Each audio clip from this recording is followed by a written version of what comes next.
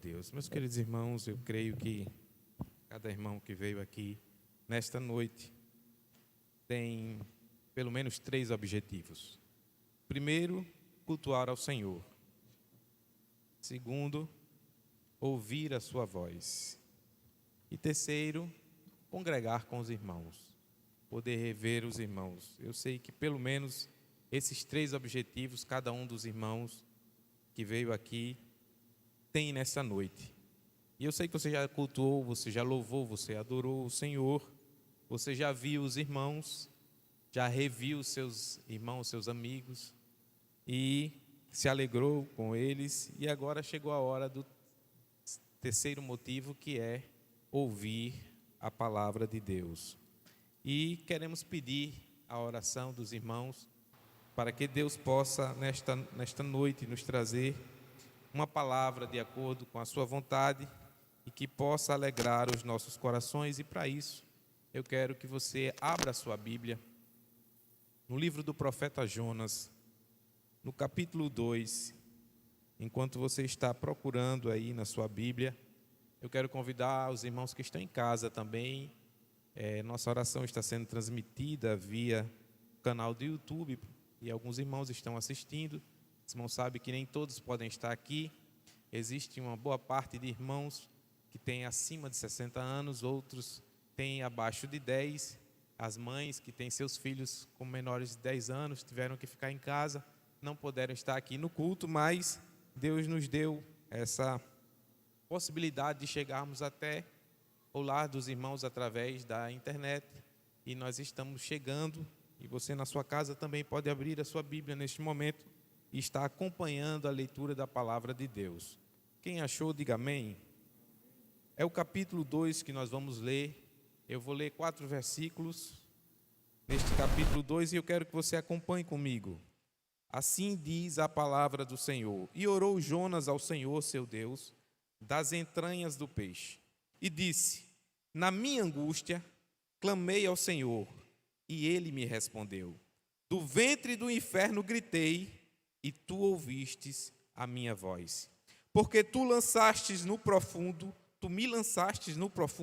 no coração dos mares, e a corrente me cercou. Todas as tuas ondas e as tuas vagas têm passado por cima de mim. Eu disse: lançado estou de diante dos teus olhos. Todavia, tornarei a ver o templo da tua santidade. Quantos podem dizer amém? Meus queridos irmãos, certo dia, eu acho que é aproximadamente uma semana, eu acordei bem cedo e logo cedo me deparei com uma série de problemas, o que é comum, né, para nós. E eu comecei a me preocupar com eles, desci, fui colocar o lixo na rua, e quando eu cheguei lá embaixo eu encontrei com a minha mãe.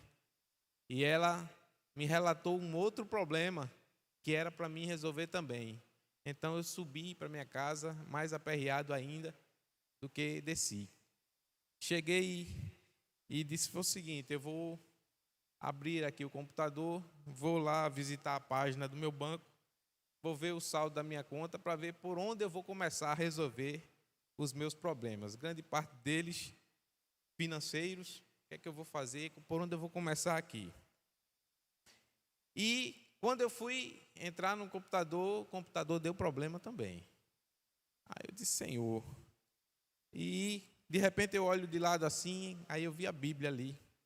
Aí o Espírito Santo falou comigo: começa pela Bíblia. E eu quis hesitar, porque a minha ocupação, os problemas eram tantos, eu quis hesitar de começar pela palavra de Deus, mas tem momentos que a voz do Espírito Santo ela fala tão alto ao seu coração que não tem como você negar. E eu entendi naquele momento que o Espírito Santo queria falar comigo, e ele ia falar através da palavra de Deus.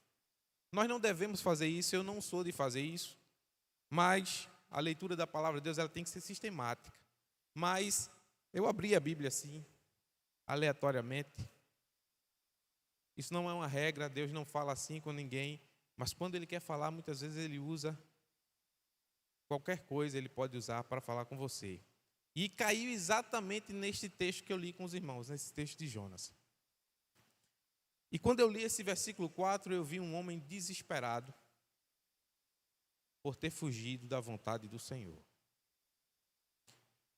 E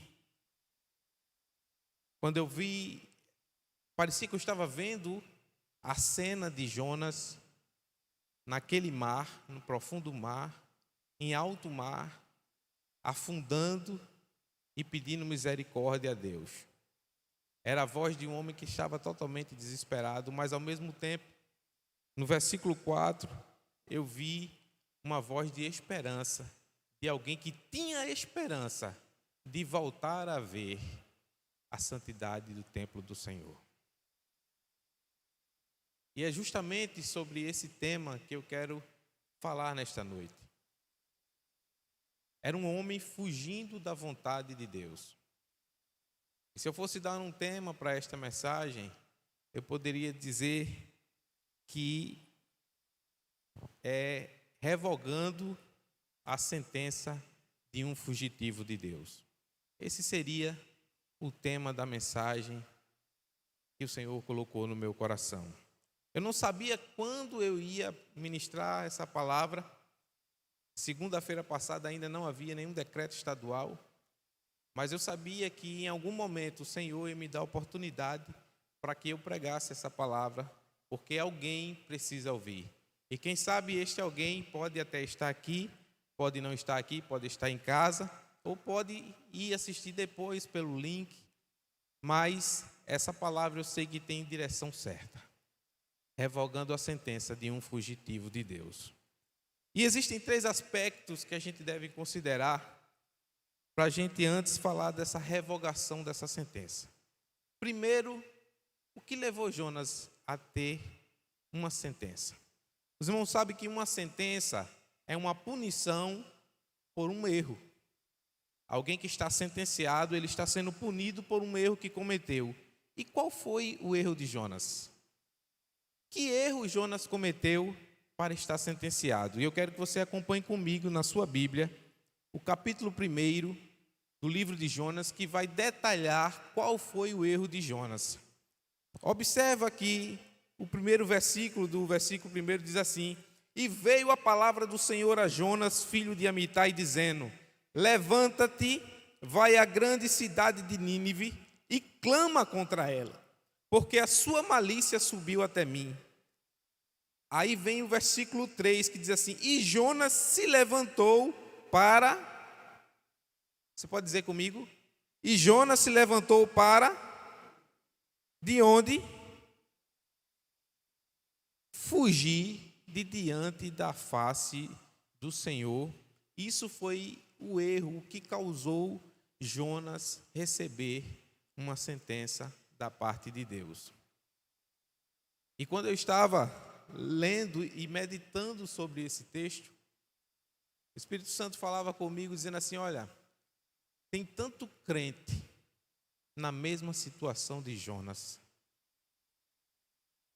Eu lembro até que eu estava escrevendo a mensagem e eu escrevi assim, literalmente: o que tem de crente na mesma situação de Jonas não é brincadeira. Tem tanto crente fugindo ou tentando fugir diante da face do Senhor, da presença do Senhor.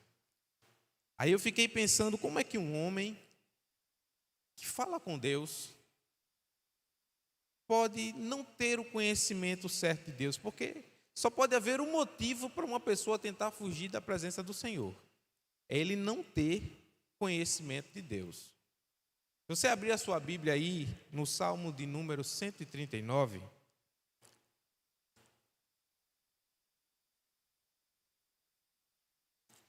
você vai ver o salmista relatando sobre a onipresença e a onipotência de Deus. E quem conhece esse Deus não tenta fugir da presença dele. Olha o que diz o Salmo 139, versículo 1. Senhor, tu me sondastes e me conheces. Tu conheces o meu assentar e o meu levantar. De longe entendes o meu pensamento. Cercas o meu andar e o meu deitar. Conhece todos os meus caminhos. Sem que haja uma palavra na minha língua, Eis que, ó Senhor, tudo conheces. Tu me cercastes em volta e puseste sobre mim a tua mão. Tal ciência é para mim maravilhosíssima, tão alta que não posso atingir. Aí agora o versículo 7 diz assim: para onde me irei do teu espírito? Ou para onde fugirei da tua face? Quem conhece o Senhor sabe que não pode fugir. Aí ele continua no versículo 8: se eu subir ao céu, tu aí estás. Se fizer no céu a minha cama, eis que tu ali estás também. Se tomar as asas da alva, se habitar nas extremidades do mar, até ali a tua mão me guiará e a tua destra me susterá. Observe que é impossível dentro do universo alguém se esconder de Deus. Mas Jonas, eu acho que inocentemente Jonas achou que poderia se esconder de Deus. E o que me chama a atenção nesse texto é que a palavra do Senhor vem assim e diz: levanta-te e vai a Nínive. E ele se levantou, mas se levantou para ir a Tarsis. E essa palavra se levanta não está aqui à toa. Quem se levanta está de pé. Aí o Senhor dizia assim comigo assim: tem muita gente de pé, tem muito crente que está de pé, mas está fora da vontade de Deus. Você está entendendo o que o Senhor está falando? Tem muito crente de pé, fora da vontade de Deus. O que é isso? Você olha para o irmão, ele é crente, ele vem para a igreja, ele prega, ele canta, ele ora, ele fala línguas estranhas. E você acha que ele está bem, mas ele está fora da vontade de Deus. Ele está de pé, mas fora da vontade de Deus. Porque Deus queria que ele estivesse pregando ou fazendo algo para ele. Com uma tarefa específica que Deus deu para ele, e ele está fugindo até agora da tarefa que Deus deu para ele.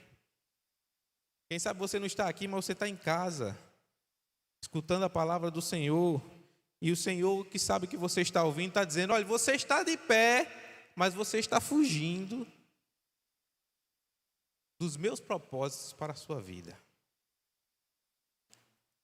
Aí Jonas resolve fugir de diante da face do Senhor, indo para Tarsis. Aí outra coisa interessante que eu observo é que Jonas desceu para Jope, achou um navio que ia para Tarsis, pagou, pois, a sua passagem e desceu para dentro dele para ir com eles para Tarsis, diante da face do Senhor. Aí lá no versículo 5, mais uma vez, ele vai dizer: então temeram. No versículo 4 ele já vai falar da sentença que veio sobre Jonas, mas mais na frente, lá no versículo 5, ele vai dizer que Jonas desceu aos lugares do porão. E eu observo que entre o versículo 3 e o versículo 5, Jonas desce 3 vezes. Desce para Jope, desce para o navio e desce para o porão do navio. E sabe o que eu aprendo com isso? Que o crente, quando está fora da vontade de Deus, ele tem uma carreira descendente. Ele começa a descer. Isso fala de descer tanto do ponto de vista espiritual, como muitas vezes do ponto de vista material. As coisas começam a dar errado para ele, como deu errado para Jonas. Jonas desce para dentro daquele navio, desce para o porão e acha que estava escondido de Deus. Mas Deus, que vê tudo, que vê no profundo, sabe onde Jonas estava e começa a balançar o mar. E ele usa a natureza, porque foi ele que criou. Ele começa a usar a natureza e ordena ao vento que balance. A gente encontra em Marcos, Mateus, Jesus ordenando ao vento: cale-se, acalme-se. Mas assim como ele manda calar e acalmar, ele manda agitar e balançar barco de crente que está fugindo da presença do Senhor. Alguém pode dizer: mas como eu posso fugir da presença do Senhor? Eu vou lhe dizer como. Às vezes Deus usa o pastor da igreja, um presbítero, e diz assim para o irmão: irmão, o senhor quer cooperar na direção da campanha evangelizadora? Chega para uma irmã e diz: irmã, a senhora quer cooperar como secretária do círculo de oração? Quer ser professor adjunto da classe dominical? Irmão, o dirigente da campanha chega, irmão, venha participar da campanha evangelizadora no domingo. Aí sabe o que é que eles ouvem? Não posso. Não tenho capacidade. Não tenho tempo. Essas respostas são respostas de crentes que estão fugindo do que Deus tem determinado para você. Todo crente que Deus salvou, Ele chamou e Ele deu talento. Não existe nenhum crente sem talento na casa de Deus. Talvez você não tenha descoberto ainda os seus talentos, mas você tem talentos e Deus lhe deu, e a sua obrigação é desenvolvê-los. Se você ler Mateus no capítulo 25, versículo 14 ao 30, você vai ver uma passagem em que Jesus falando, dando exemplo dos servos que receberam o talento do seu Senhor. E a cada um ele deu talentos de acordo com a sua capacidade. A uns ele deu 5 talentos, a outro ele deu 2, e o outro ele deu só 1. Mas todos têm talentos e precisam desenvolver na obra de Deus. E quando o pastor da igreja, ou quando o presbítero, ele se dirige a alguém e faz um convite para que a pessoa coopere na obra de Deus, é porque Deus está trabalhando para desenvolver o seu talento. Mas muitas vezes a resposta que ele recebe é não posso. A mesma resposta que Jonas deu ao Senhor. Em outras palavras, é a mesma coisa. É você estar fugindo da presença do Senhor. Fugindo de uma missão que o Senhor lhe deu. A consequência disso é uma sentença.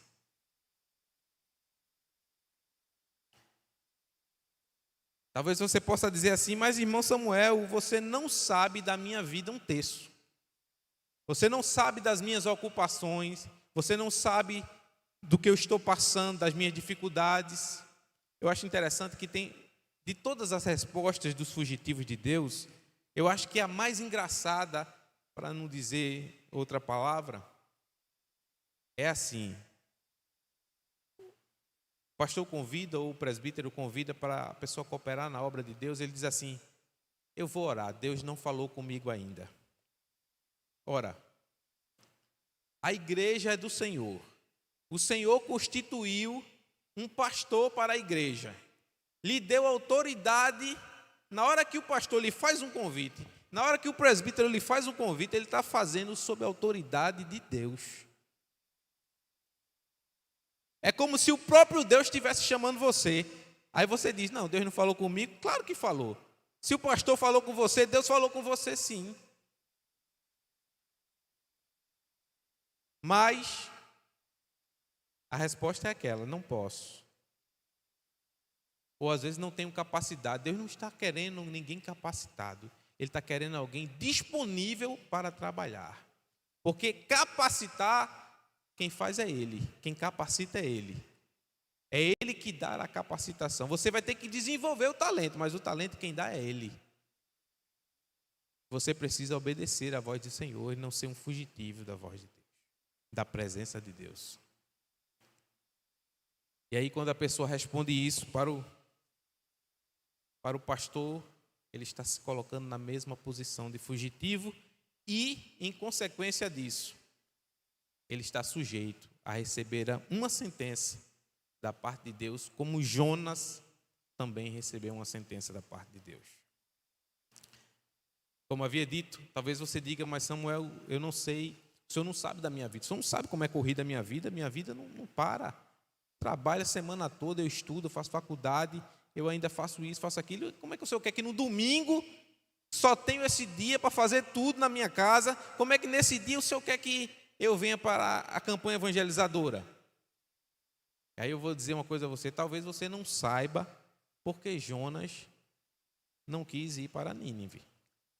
Jonas tinha motivo para não ir para Nínive. Não quero ser advogado de Jonas não, mas sabia que os ninivitas eram um povo tão mau. O próprio Deus diz aqui que a maldade dos ninivitas subiu até os céus. Era um povo tão mau, os ninivitas, que quando eles invadiam uma cidade, numa guerra, por exemplo, eles matavam as crianças à espada, estupravam as mulheres, e os homens eles matavam e penduravam no muro, para que os outros povos vissem e temessem os ninivitas. Era um povo mau. E é esse povo de Nínive, aproximadamente 120 mil pessoas moravam naquela cidade. Deus disse a Jonas: vai lá e prega contra eles. Se fosse um juízo certo da parte de Deus, eu tenho certeza que Jonas tinha ido.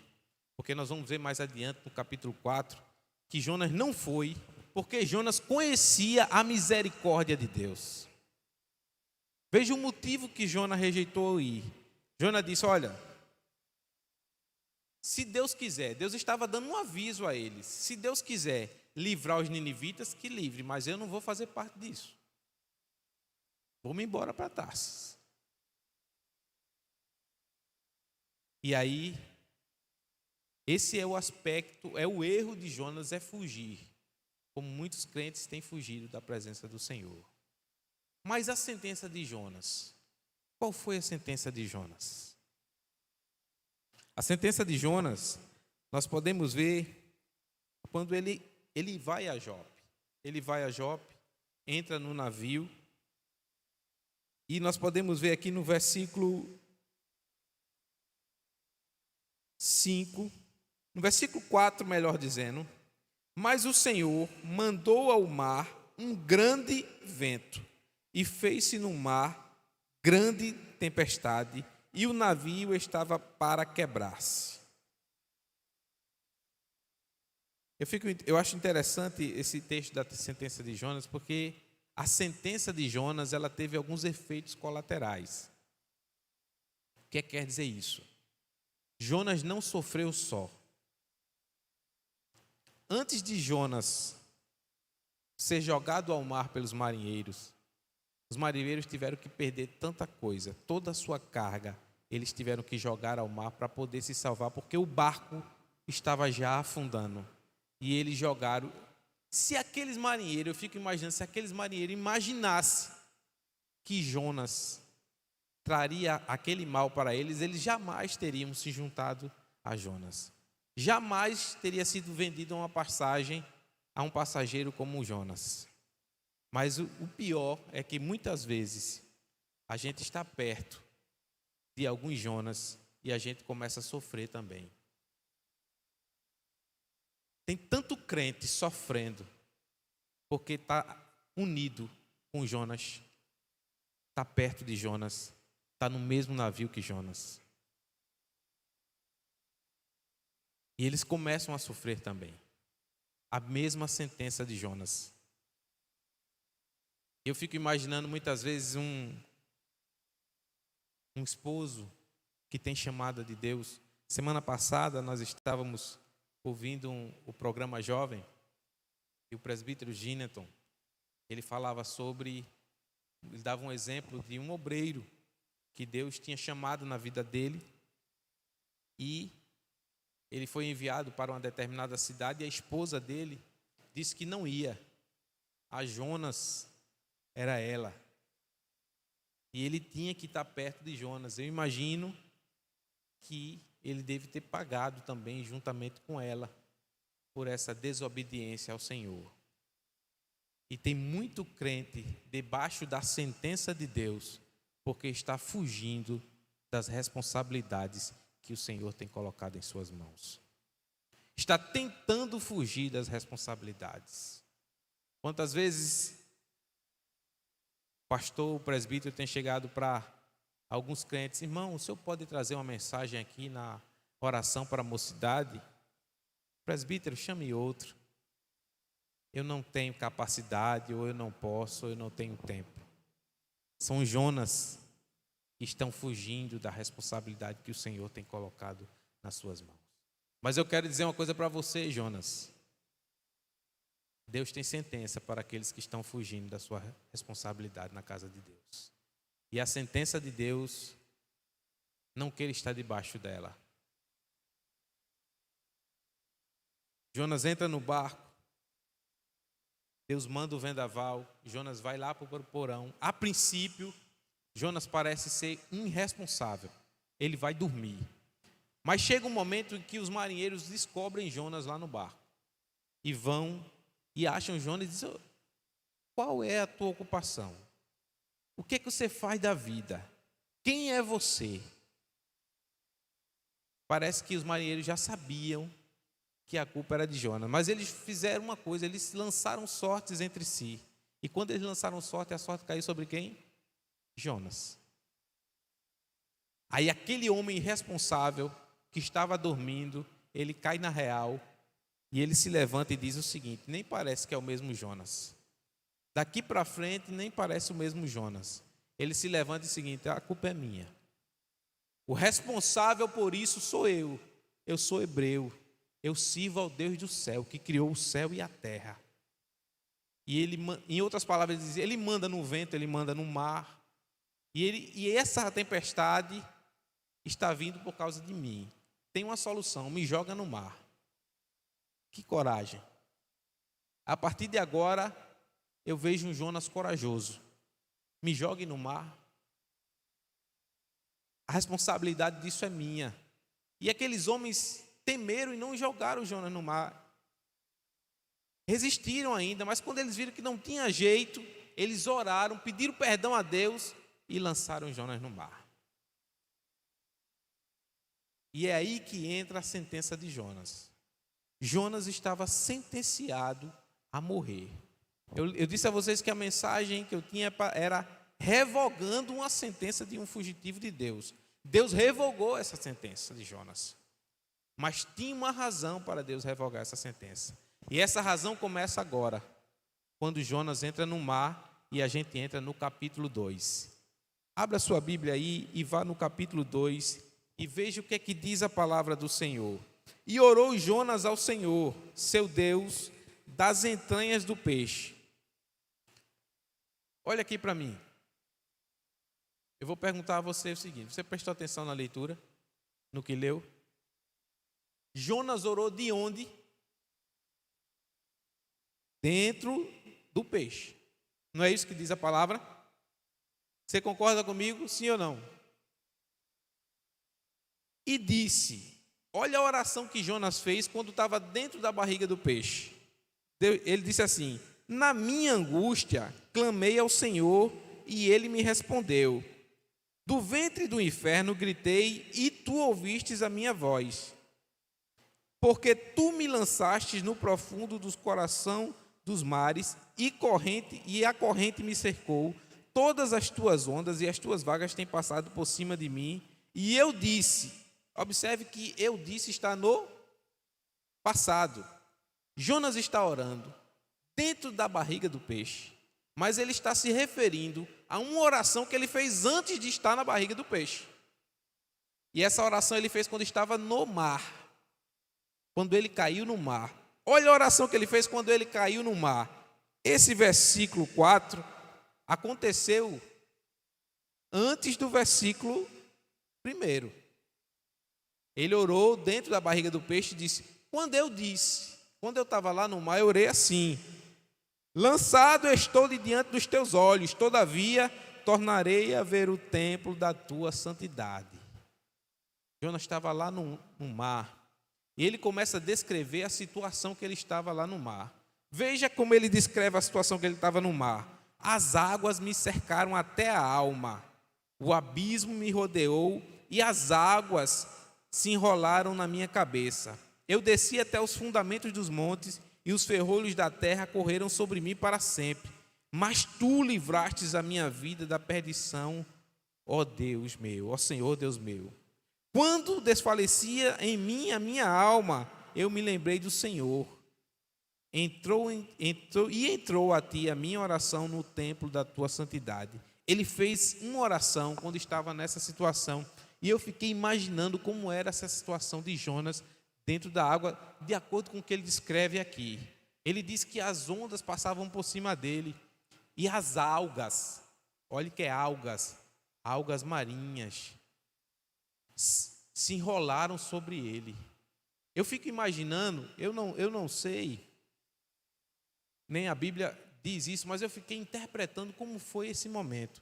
Eu fiquei imaginando como um redemoinho pegou Jonas ali, quando ele caiu no mar, e começou a girar ele de forma que ele ia se afogando. A água começou a entrar pela sua boca, pelo seu nariz, o seu pulmão começou a encher de água, e ele começou ao fundo do mar, de tal maneira que as algas se enrolaram na cabeça dele e ele estava sufocado.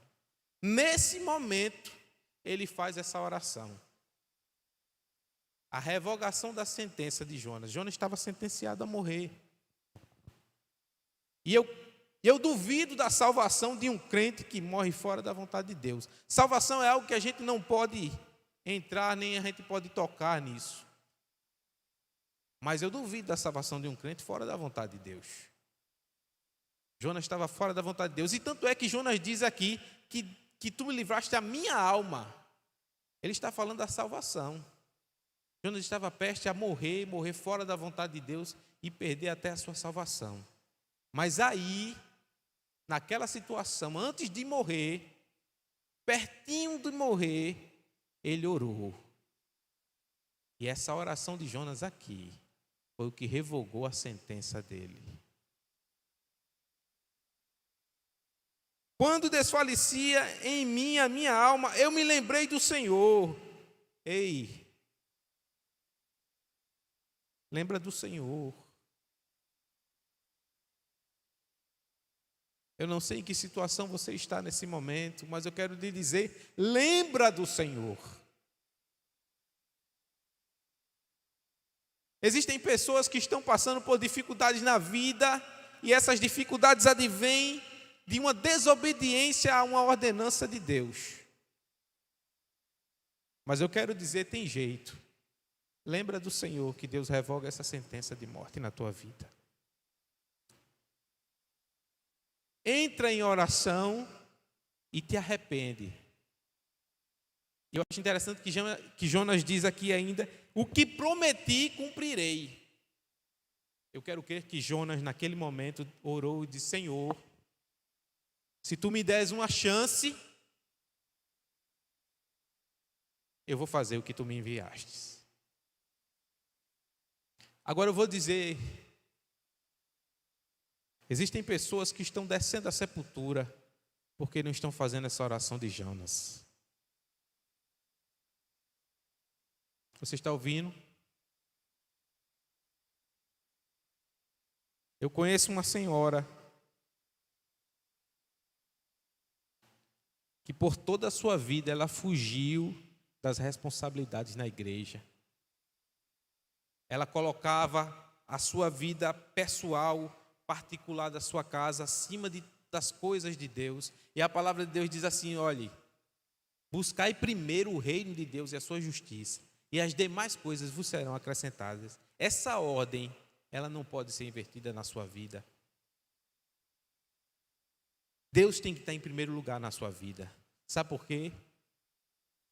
Porque você pode trabalhar, você pode estudar, mas a qualquer momento existe um interruptor no céu, aleluia, que Deus pode ligar a qualquer momento e a sua vida ser ceifada da terra. E agora, para que serve seu diploma? A conta que tu tem no banco, que está recheada, vai servir de quê? Quando tu partir para a eternidade. Fora da vontade de Deus e dos propósitos de Deus para a tua vida.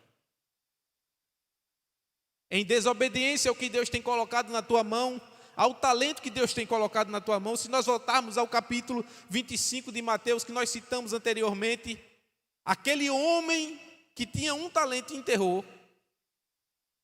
O talento que ele tinha, lhe foi tirado.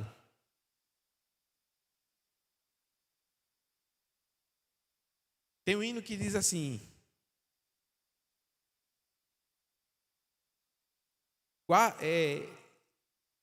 senão ele vem e até o que tens ele irá tirar. É um hino bem antigo, não sei se os irmãos conhecem. Não brinque com Deus, cuidado com os dons que ele lhe der. Pois se Ele dá, pode tirar quando Ele quiser. Os dons são de Deus e Ele dá a quem Ele quer. Por isso é preciso guardar os talentos que o Senhor lhe der.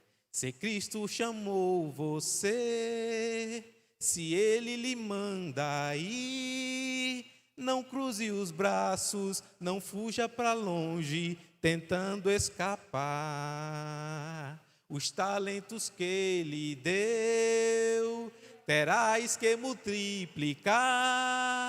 Senão Ele vem e até o que tens Ele irá tirar. Sim, é bem antigo, mas fala dos talentos que Deus dá. E Jonas estava nessa situação, mas ele lembrou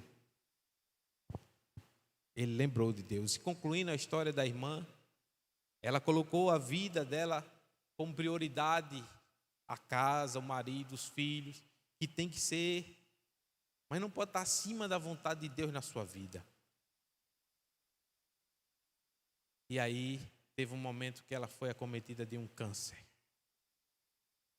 Um câncer muito agressivo. E ela dizia: Senhor, se tu me curares, eu vou fazer a tua obra. Mas para ela não houve mais tempo. O Senhor aguardou, porque o Senhor sabia do seu coração, da intenção do seu coração. Muitas vezes nós dizemos uma coisa da boca para fora, mas o Senhor sabe e conhece o nosso futuro. Mas voltando para Jonas, aquele momento crucial na vida de Jonas, em que a sua sentença foi revogada, ele orou ao Senhor no mar. E quando ele ora ao Senhor no mar, quando ele está perto de morrer, aí vem o grande peixe. O grande peixe salvou Jonas da morte. Porque naquela situação no mar, engolindo água no fundo do mar, Jonas ia morrer. Mas aí Deus revogou a sentença de morte que estava sobre a vida de Jonas, quando ele orou. E aí o grande peixe veio, engoliu ele, e agora ele ora assim. Aí a gente volta para o versículo 2. E diz: e orou Jonas ao Senhor, seu Deus, das entranhas do peixe. Ele já orou agradecendo o livramento que o Senhor tinha dado quando ele estava lá dentro do mar. Lá no fundo do mar, naquela situação terrível. Eu não sei em que situação você se encontra hoje. Existem pessoas que fogem da vontade de Deus e aí começam a andar para lá e para cá sem direção. Eu conheço um irmão que ele vai para São Paulo, volta para cá, vai para São Paulo, volta para cá. Ele já fez isso várias vezes. E às vezes eu fico querendo até dar um conselho ao irmão, mas ele não é da nossa denominação, apesar de ser meu conhecido, mas eu fico pensando na vida dele. Meu Deus, como é que esse irmão está consultando ao Senhor, está dentro da vontade de Deus, porque ele está um tempo aqui, um tempo ali, outro tempo aqui. E porque às vezes as pessoas ficam mudando de lugar, achando que o problema está no lugar, mas o problema não está no lugar. O problema é que está fora da direção de Deus. Para onde você for, Jonas pegou a direção oposta ao que Deus tinha colocado na sua vida. Ele foi para Tarsis, que era a direção oposta a Nínive. Não se sabe a localização exata dessa cidade, mas pelo rumo que ele tomou, era uma direção completamente oposta. E às vezes as pessoas estão tomando direção completamente oposta ao que Deus tem colocado na sua vida. Mas se o que Deus tem determinado para você é aqui em Araçoiaba que Deus quer você, é aqui que Deus vai lhe usar, é aqui que Deus vai lhe exaltar, é aqui que Deus tem uma chamada na sua vida e Ele vai cumprir o que prometeu aqui. Não adianta você ir para São Paulo, não adianta você mudar de congregação, não adianta você mudar de ministério. Tem pessoas que estão esperando uma promessa de Deus, muitas vezes, de um cargo eclesiástico na igreja, E ele espera e ele fica dizendo: aqui na Assembleia de Deus eu nunca vou prosperar. Eu nunca vou ascender a um cargo. E aí ele começa a mudar de igreja para ver se lá ele vai ser alguma coisa. Mas não adianta, e as coisas só começam a piorar na sua vida. Você nunca vai ter paz enquanto você não estiver no centro da vontade de Deus. A conclusão desta mensagem é que você precisa voltar ao centro da vontade de Deus. Senão você não vai ter paz. As tempestades vão continuar acontecendo. Você vai continuar afundando, descendo até o fundo dos mares, enquanto você não se render à vontade do Senhor na sua vida. Que Deus abençoe a vida dos irmãos. Eu confesso que eu gostaria de trazer uma palavra bem mais alegre hoje. Quem sabe trazer uma mensagem de conforto àqueles que perderam seus entes queridos. Quem sabe trazer uma mensagem que Deus vai mudar o quadro e que Deus vai dar um emprego e que Deus vai dar isso. Eu gostaria muito, mas eu preciso ser fiel àquilo que o Senhor colocou no meu coração. E o que Deus colocou no meu coração é uma mensagem que não é muito boa de se ouvir, mas é o que Deus quer falar para você nesta noite. Deus tem uma sentença para aqueles que estão longe da sua vontade, fora da sua vontade, mas há esperança para aqueles que querem voltar e estar na vontade do Senhor. No capítulo 3, você vai ver que Jonas teve mais uma chance. E nesta noite eu quero dizer para você, Deus tem mais uma chance para lhe dar. Eu vou falar para alguém que talvez esteja em casa, não esteja aqui no momento. Mas é o que Deus colocou no meu coração nesta noite. Mais uma vez, você vai receber um convite. E não rejeite, porque é o Senhor que está lhe chamando. Mais uma vez, você vai receber um convite. Não rejeite. Senão o Senhor tem uma sentença pronta para você. Deus começa a balançar o barco, mandar tempestades. Você vai entrar no mar. Você vai cair no mar. E o mar, o alto mar, não é fácil. Mas se você orar ao Senhor, existe esperança para você. Capítulo 3 diz: e veio a palavra do Senhor segunda vez a Jonas. Deus já falou a primeira vez com você, você já rejeitou. Mas nesta noite, o Senhor está dizendo: eu tenho mais uma chance para te dar. E vou falar com você pela segunda vez. Vou lhe convidar pela segunda vez. Não rejeite o chamado que o Senhor tem para a sua vida. Que Deus abençoe a igreja do Senhor. E queremos concluir esse trabalho. Nós vamos fazer uma oração para concluir o trabalho. Eu quero desde já dizer a você, foi muito bom estar com vocês aqui mais uma vez. Me alegrei muito em poder estar aqui na oração para a mocidade. E esses dias que passamos longe de vocês, me fez descobrir uma coisa importante. Eu estava dizendo ali para os irmãos da direção, eu estou amando mais essa mocidade do que eu amava antes. Deus fez aumentar este amor por vocês. Essa distância nos fez entender o quanto vocês são importantes para nós e para Deus. Que Deus abençoe a cada um que está aqui nesta noite. Que o Senhor possa lhe abençoar mais e mais. Que você possa continuar vindo aos trabalhos.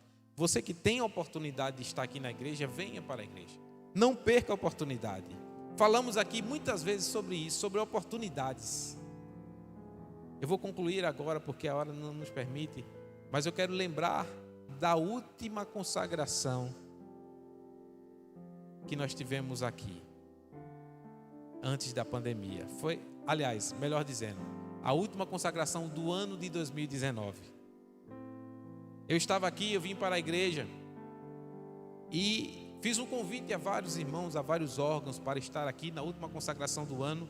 E eu pretendia trazer uma palavra de ânimo, uma palavra para que os irmãos se animassem para estar aqui em 2020, no próximo ano. E era isso que eu queria fazer. E quando eu comecei a orar aqui, me ajoelhei nesse banco, comecei a orar, a mensagem que o Senhor disse: diga para a minha igreja: pesado foste na balança e achado em falta.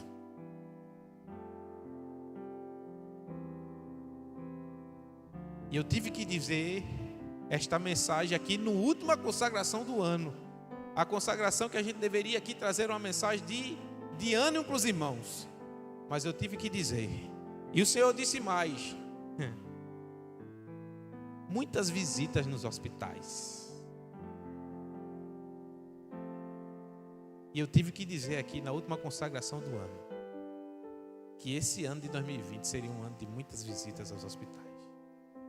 E quando começou essa pandemia, eu vi o que o Senhor tinha que falar naquele dia. Mas isso aconteceu para que a gente se alerte. Deus está dando chance a tanta gente para vir para a igreja. Deu chance, muita gente tinha chance de vir para a igreja, tinha oportunidade, ou melhor dizer, e negligenciava a oportunidade de estar na casa de Deus. Mas de repente Deus fechou a porta por conta desta pandemia. E aí eu via muita gente, como eu queria ir para a igreja. Pessoas foram para os hospitais, morreram só, numa sala de UTI fria, sozinhos, sem a oportunidade de ver ninguém, nem os familiares, nem irmãos podiam visitar. Muitas pessoas foram lá nessa situação. Aqueles que aproveitaram a oportunidade podiam dizer para Jesus: Jesus, tu sabes que quando eu pude, eu fui. Quando tive a oportunidade, eu estava na tua casa. Mas muitos não podiam dizer isso. Não podiam orar assim. Não tinham o que apresentar para o Senhor. Você tem o que apresentar para o Senhor no momento difícil. Você pode dizer: Senhor, tu sabes que enquanto eu pude, eu fui. Enquanto eu tinha forças, eu fui. Enquanto eu tinha saúde, eu estava lá. Você pode apresentar isso para o Senhor no momento de dificuldade. Aleluia. Deus permite algumas coisas acontecerem na nossa vida para que a gente possa dar valor ao que a gente tem. Somos felizes por poder cultuar. Agora temos algumas determinações, algumas regras, mas podemos cultuar. Então aproveita as oportunidades. Esta semana amanhã teremos a doutrina com o nosso pastor Ismael.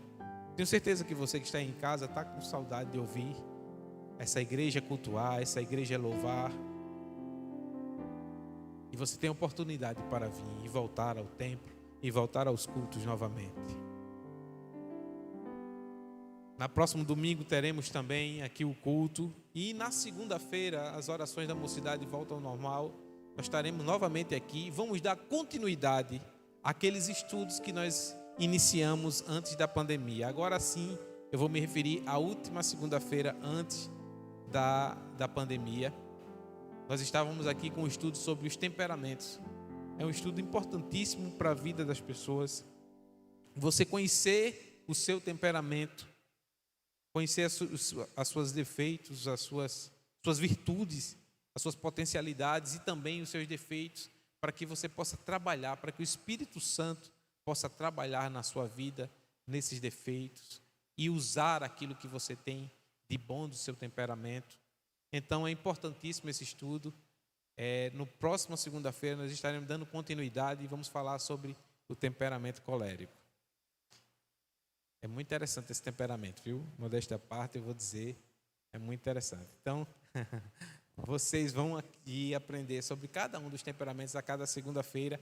Depois que terminar esses estudos, são 4 segunda-feiras aí, e depois que terminar esses estudos, nós vamos dar início, juntamente com o irmão Tiago, aos estudos sobre as cartas paulinas e também sobre o livro de Atos.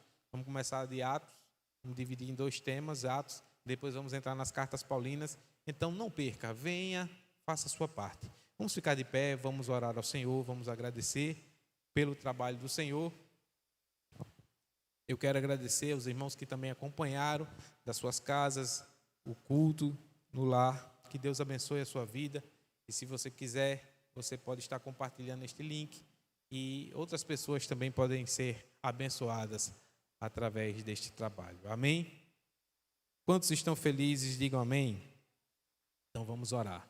Oremos. Querido Deus e Pai, nós queremos, Senhor, te agradecer por esta oportunidade, Deus, que Tu nos concedeste de estar na Tua casa, ó Pai. Queremos te agradecer pela Tua palavra, Senhor. Que a Tua palavra possa encontrar guarida nos corações e ela possa dar frutos, ó Deus. Agora ajuda os irmãos, abençoa cada um dos Teus servos que esteve hoje aqui. Abençoa a nossa irmã que aceitou Jesus hoje. Que ela possa se firmar, Senhor, nos Teus caminhos e que ela possa ser uma bênção. E através dela, toda a sua família possa vir a conhecer o Teu nome, Senhor. Faça dela um evangelista, Senhor. Ó Deus, queremos Te pedir uma bênção toda especial por cada jovem aqui deste campo, Senhor. Continue ajudando e abençoando. Aos irmãos que cooperam conosco nesta direção, Senhor, abençoe e nos ajude, Senhor, a fazer a Tua obra da melhor forma possível. Nos despede em paz para os nossos lares, nos dê uma noite de paz e um sono reparador. É isso que nós Te pedimos e Te agradecemos em nome de Jesus.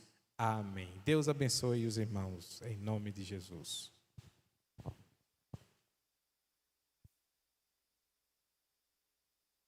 Está dizendo que é para trazer mais um segunda-feira, viu? Até o tempo comportar aqui a gente pode, ainda sobraram vários lugares.